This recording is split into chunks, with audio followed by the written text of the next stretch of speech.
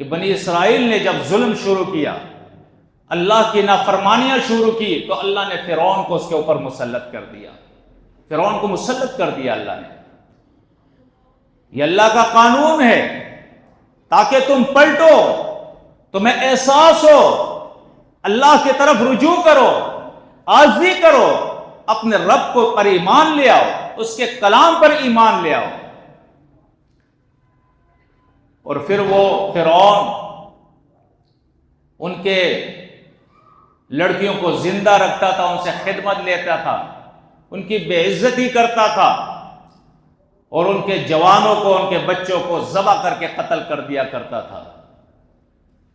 یہ وہ سزا تھی ان کے اعمال اور بدعقیدگی کی، بنی اسرائیل کی۔ آج اسی طرح آپ دیکھیں فلسطین میں کیا ہو رہا ہے۔ کیا کوئی سینے میں دل رکھنے والا اس ظلم کو برداشت کر سکتا ہے؟ جو بچے وہاں پہ قتل کیے جا رہے ہیں، بمباریاں ان پہ ہو رہی ہے، جو خواتین اور جو بوڑھے اور جو بیمار وہاں پہ قتل کیے جا رہے ہیں، یہاں تک کہ وہاں کے اسپتال بھی محفوظ نہیں رہے ہیں۔ لیکن انصاف کا سب سے بڑا دعویٰ کرنے والا امریکہ یہ سب ظلم وہی کر رہا ہے، سارا کنٹرول اس کے پاس ہے۔ اسرائیل کیا ہوگا جو اتنا ظلم کر سکے؟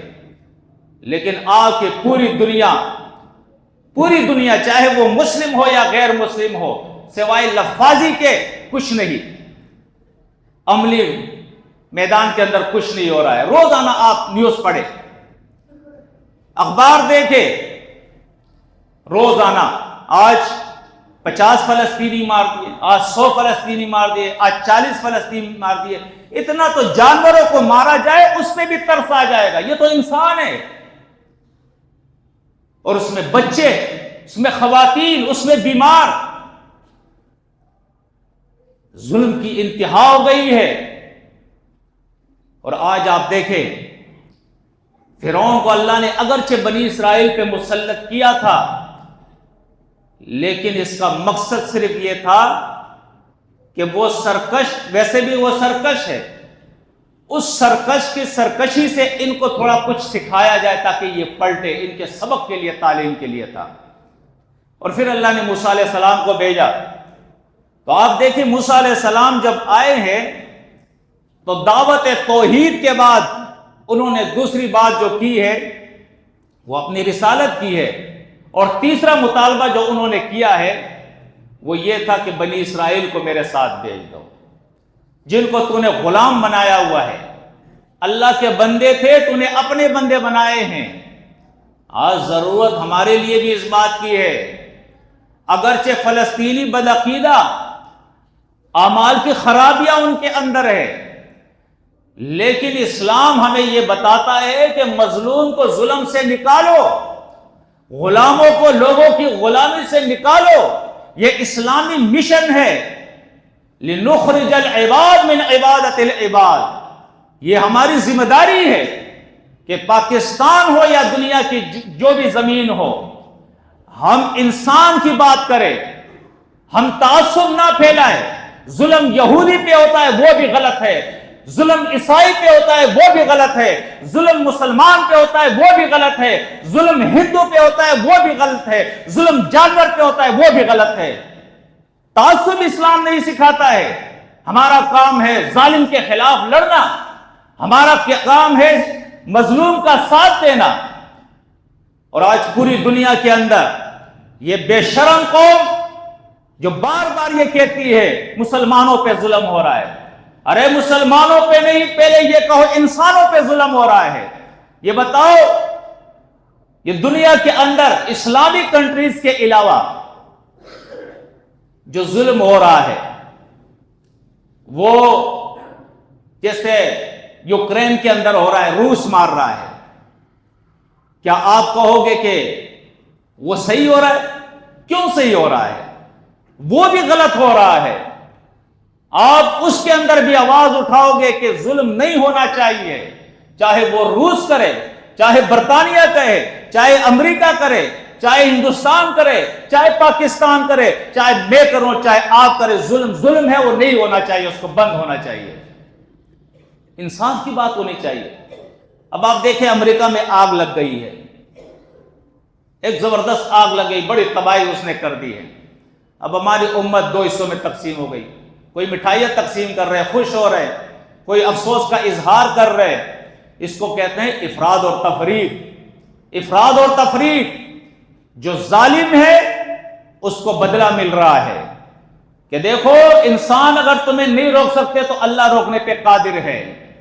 جیسے اللہ نے فرعون کو ڈبو دیا پانی کے اندر اور اسے بتا دیا کہ اگر یہ بنی اسرائیل تجھ سے بدلہ نہیں لے سکتے تو میں بدلہ لینے پہ قادر ہوں۔ تو امریکہ کو تو یہ تعلیم مل رہی ہے، یہ سبق مل رہا ہے کہ ظالم اپنے ظلم سے باز آ جا، ورنہ اللہ تجھے مارے گا تو تو جان نہیں چھڑا سکے گا۔ آج تو فلسطین میں آگ لگائے ہوئے ہے، بمباریاں کر رہا ہے، اللہ تجھے سکھا دے گا، بتا دے گا کہ امریکہ میں بھی وہ آگ لگا سکتا ہے اور تو اسے بجھا نہیں سکے گا۔ یہ اس کے لیے تعلیم ہے۔ لیکن اس آگ کے اندر اگر کوئی بے گناہ جل رہا ہے، اس کا گھر جل رہا ہے، اس کا نقصان ہو رہا ہے، ہمیں مٹھائیاں تقسیم نہیں کرنی چاہیے، ہمیں دلی ان سے اظہار غم کرنا چاہیے، جتنا ہو سکے ان کی مدد کرنی چاہیے۔ یہ اسلام ہمیں نہیں سکھاتا ہے کہ آپ تعصب کریں کہ یہ میرا ہے اور یہ پرایا ہے، نہیں، یہ سارے اللہ کے بندے ہیں، یہ سارے آدم کی اولاد ہے، اس میں کچھ اچھے اور کچھ برے ہیں۔ اچھے جو ہے ان کو سینے سے لگاؤ، برے جو ہو ان کی اصلاح کی کوشش کرو کہ وہ بھی اچھے ہو جائے، وہ بھی جہنم سے بچ جائے۔ ایسی تحریک، ایسا مشن، ایسے لوگ اور ایسی جماعت دنیا کے اندر ہونی چاہیے کہ میرا اور آپ کا نہ کرے، وہ یہ کہے کہ یہ سب ہمارے ہیں۔ شیطان کہ لشکر سے ان کو نکالنا ہے، ظلم سے ان کے ہاتھ کو روکنا ہے۔ ایک دن صحابہ کرام بیٹھے ہیں، نبی کریم صلی اللہ علیہ وسلم نے فرمایا، حدیث میں آتا ہے، ظالم کی بھی مدد کرو اور مظلوم کی بھی مدد کرو۔ بات عجیب ہے، صحابہ کرام نے سنی، فرمایا اللہ کے نبی مظلوم کی تو ہم مدد کریں، صاحب بات سمجھ میں آ رہی ہے، ظالم کی کیسی مدد کرے؟ فرمایا مظلوم کی مدد یہ ہے کہ اس کو ظلم سے نکالو، اور ظالم کی مدد یہ ہے کہ ظلم سے اس کے ہاتھ کو روکو۔ اس کے ہاتھ کو روکنا، ظلم سے اس کو روکنا، یہ اس کی مدد ہے، اس لیے کہ وہ مدہوش ہے، نشے میں ہے، اس کو پتہ نہیں ہے کہ موت آنی ہے، آخرت اس کی تباہ ہو جائے گی۔ جو ظالم ہے اس کی آخرت تباہ ہو گئی۔ اور دنیا میں بھی مکافات عمل ہوتا ہے، مکافات عمل دنیا میں بھی ہوتا ہے، جیسے امریکہ میں ہو رہا ہے، دنیا میں بھی ہو رہا ہے۔ تو کم از کم اس پہ تو ہمیں خوش ہونا چاہیے کہ ایک ظالم جس کو دنیا نہیں روک سکتی تھی، اللہ نے اس کو سکھا دیا، اس پر عذاب مسلط کر دیا۔ لیکن ان لوگوں پہ ہمیں خوشی نہیں ہونی چاہیے، چاہے وہ امریکہ کے رہنے والے ہو، کیونکہ امریکہ میں تو مسلمان بھی رہتے ہیں، مسلمان بھی رہتے یا نہیں رہتے، اور غیر مسلم بھی رہتے۔ تو مسلم ہو یا غیر مسلم ہو، اگر دنیا میں جو امریکہ ظلم کر رہا ہے، چاہے وہ افغانستان میں ہو، چاہے وہ عراق میں ہو، چاہے وہ شام میں ہو، چاہے وہ فلسطین میں ہو، چاہے وہ پاکستان میں ہو، چاہے وہ جہاں بھی ہو، امریکہ جہاں جہاں ظلم کر رہا ہے اور وہ لوگ ان میں شریک نہیں ہے اس ظلم کے اندر، ہم کیوں خوشیاں منائے بھائی؟ کیوں خوشیاں منائے؟ ہمیں افسوس ہونا چاہیے، ان کے لیے ہم دعائیں کریں، اللہ ان کے لیے آسانی پیدا کرے، اللہ رب العزت ان کی مدد فرمائے۔ وہ فلسطین کے لوگ ہو، وہ امریکہ کے لوگ ہو، وہ برطانیہ کے ہو، وہ ہندوستان کے ہو، یا وہ پاکستان کے ہو، مظلوم کی اللہ مدد فرمائے، یہ ہماری دعا ہونی چاہیے۔ اور ظالم کو اللہ ظلم سے باز رکھا دے، اس کے لیے کوئی سبب پیدا کر دے، اگر وہ باز نہیں آتا تو اللہ ظالم کو تباہ کر دے، یہ ہماری بد دعا ہونی چاہیے۔